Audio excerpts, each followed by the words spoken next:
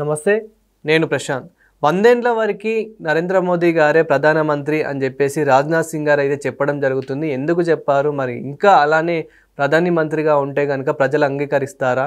మరి బీజేపీలో అసలు గొడవలనేటివి రావా అనే విషయాలు అయితే తెలుసుకుందాం. దీని గురించి అయితే మాట్లాడేందుకు ప్రస్తుతం మనతో పాటు సీనియర్ జర్నలిస్ట్ సిఎస్ రావు గారు ఉన్నారు. నమస్తే అండి. నమస్తే సార్, ఇంకా 100 ఏళ్ల వరకు ప్రధానమంత్రి నరేంద్ర మోదీ గారే అని చెప్పేసి రాజ్నాథ్ సింగ్ గారు అయితే చెప్పడం జరుగుతుంది. ఒకవేళ అదే నిజమైతే కనుక ప్రజలు అంగీకరిస్తారనుకోవచ్చా? ఇప్పుడు ఆయన చెప్పిన దాంట్లో కూడా చాలా ట్విస్ట్ ఇచ్చారు. 44లో ఆయన రిటైర్ అవుతారు, 47 వరకు ప్రధానమంత్రిగా ఉంటారు. కానీ 44లో ఆయన రిటైర్ అవుతారు. అప్పటి వరకు ఆయన ప్రధానమంత్రి అభ్యర్థిగా బీజేపీకి ఆయనే ఉంటారని చెప్పారు. కట్ ఆఫ్ పెట్టారు, 2047 వరకు ఆయనే ఉంటాడని.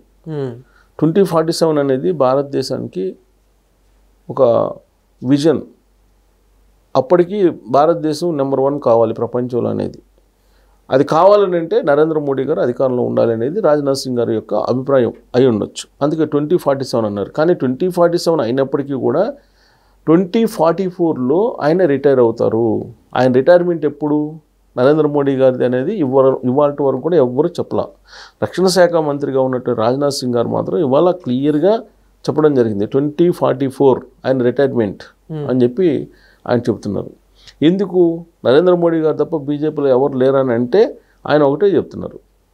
ప్రస్తుతం ఉన్నటువంటి పరిస్థితుల్లో భారతదేశాన్ని ప్రపంచంలో వేగంగా ముందుకు తీసుకెళ్తున్నారు. అలాగే ప్రపంచంలో ప్రత్యేకమైన గుర్తింపుని భారతదేశానికి తీసుకొచ్చారు నరేంద్ర మోడీ గారు. కాబట్టి ఆయనే ప్రధానమంత్రి అభ్యర్థి అని చెప్పాడు. ప్రధానమంత్రి అభ్యర్థి ఆయనే, ప్రధానమంత్రి కూడా ఆయనే. 2029లో ఆయనే, 2034లో ఆయనే, ఆ తర్వాత 2039లో ఆయనే, ఆ తర్వాత 2044లో కూడా ఆయనే అని చెప్పి మొత్తం ఎలక్షన్స్ డేటా చెప్పి 2044లో ఆయన రిటైర్ అవుతారు. 2047 వరకు బీజేపీ అధికారంలో ఉంటుంది. 2047 అనేది ఒక పెద్ద విజన్. అప్పటికి 100 ఏళ్ళు పూర్తవుతాయి భారతదేశానికి స్వతంత్రం వచ్చి. ఆ 100 ఏళ్ళు పూర్తి అయ్యేంత వరకు కూడా, భారతదేశానికి 100 ఏళ్ళు పూర్తి అయ్యేంత వరకు కూడా నరేంద్ర మోడీ గారే ప్రధానమంత్రి అని చెప్పి ఆయన క్లియర్గా చెప్పేశారు.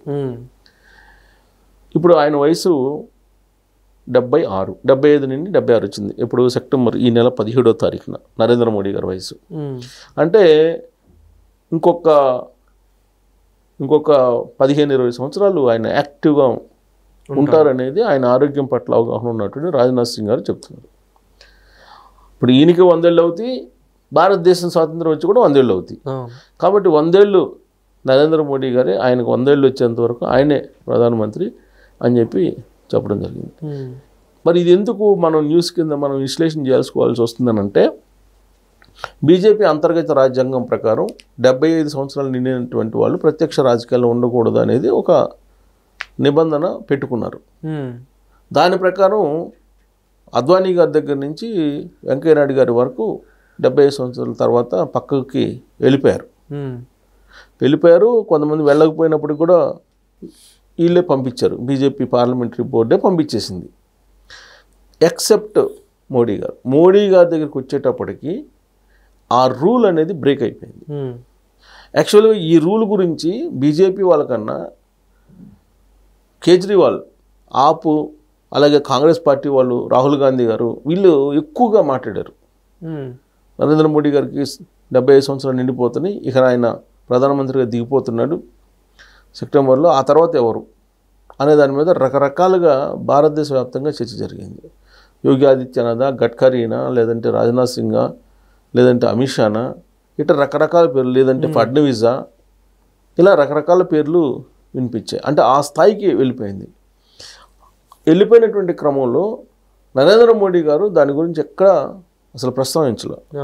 ఈ 75 సంవత్సరాల వ్యవహారాన్ని ఎక్కడ ప్రస్తావించలేదు. కాంగ్రెస్ పార్టీ వాళ్ళు, ఆపు, అనేక విపక్షాలు మాట్లాడుతున్నప్పటికీ కూడా ఆయన పాటికి ఆయన తన పని తాను చేసుకుని పోతూ ఉన్నారు. అందుకే ఈ మధ్యకాలంలో ఆయన ఒక మాట అన్నారు, నేను గరళాన్ని శివుడు మింగినట్టు నేను అనేక ఇష్యూస్ని నేను గొంతులో పెట్టుకున్నాను దేశం కోసం, దేశ ప్రజల కోసం అని చెప్పి ఆయన ఈ మధ్య ఒక వ్యాఖ్య చేస్తూ నేనే శివుడిని అని చెప్పి ఆ మాట కూడా అన్నట్టు న్యూస్లో వచ్చింది. శివుడిని నేనే అనని. అంతకుముందే ఆయన ఒక దైవాంశ సంభూతుడు అనేటువంటి ఒక ఫీలింగ్ బీజేపీలో ఉండేటువంటి చాలామందికి ఉంది. నరేంద్ర మోడీ గారు ఒక దైవాంశ సంభూతుడు. మామూలు వాళ్ళకైతే ఇది సాధ్యం కాదు. ఇన్నిసార్లు ప్రధానమంత్రి కావడం, 3 సార్లు ప్లస్ ఇప్పుడు ప్రభుత్వాన్ని నడపడం కానీ, సంచలన డెసిషన్స్ 370 రద్దు కానీ, లేదంటే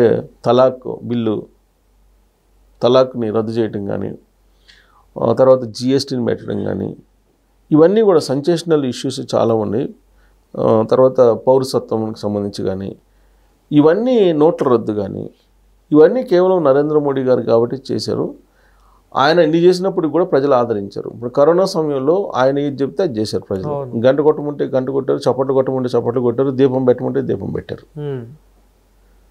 మరి 140 కోట్లు ఉన్నటువంటి భారతదేశంలో ఈ ప్రజలందరినీ ఏకతాటి మీదుగా నిలిపేటువంటి సత్తా ఒక నరేంద్ర మోడీ గారికి ఉంది అని అంటే ఆయన దైవాంశ సంభూతుడు అని చెప్పి బీజేపీ వాళ్ళు విశ్వసిస్తున్నారు. అందుకే మీకు బీజేపీ పార్టీలో 75 సంవత్సరాలు నిండిపోయిన తర్వాత ఎవరు అనేది ఎక్కడ మాట్లాడలే, ఒక్క విపక్షాలు తప్ప. అంతర్గతంగా బీజేపీ వాళ్ళు ఎవరు మాట్లాడలే. బీజేపీలో ఉన్నటువంటి వాళ్ళు ఎవ్వరూ దాని మీద నోరెత్తల. అంటే తర్వాత కూడా నరేంద్ర మోదీ గారు ప్రధానమంత్రికి ఓకే అనడానికి బీజేపీ వాళ్ళందరూ ఓకే చెప్తున్నట్లయినా మౌనం అంగీకారం కదా. అందరూ మౌనంగా ఉన్నారంటే జనరల్గా ఏ పార్టీలు అయినా, అందులో నేషనల్ పార్టీస్లో వ్యక్తిగతమైనటువంటి అభిప్రాయాలు చెప్తూ ఉంటారు.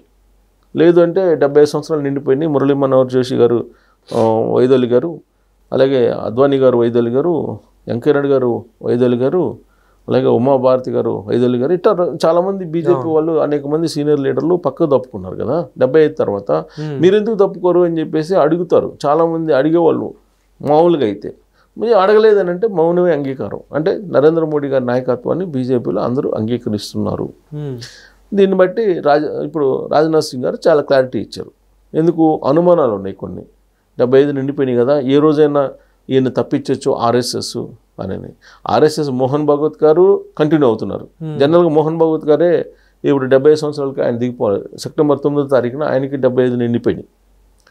సో ఆయన దిగిపోవాలా, ఈయన దిగిపోవాలా? ఆయన 100 ఏళ్ళు అంటున్నారు, ఈయన 100 ఏళ్ళు అంటున్నారు.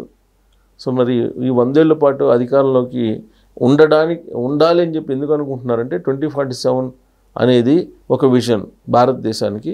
ఈ విజన్ను నెరవేర్చాలంటే, ఈ విజన్ ప్రకారం భారతదేశాన్ని నెంబర్ 1 చేయాలి ప్రపంచంలో అంటే నరేంద్ర మోడీ గారు 100 ఏళ్ళు ఉండాలనేది రాజ్నాథ్ సింగ్ గారు చెప్తున్నారు.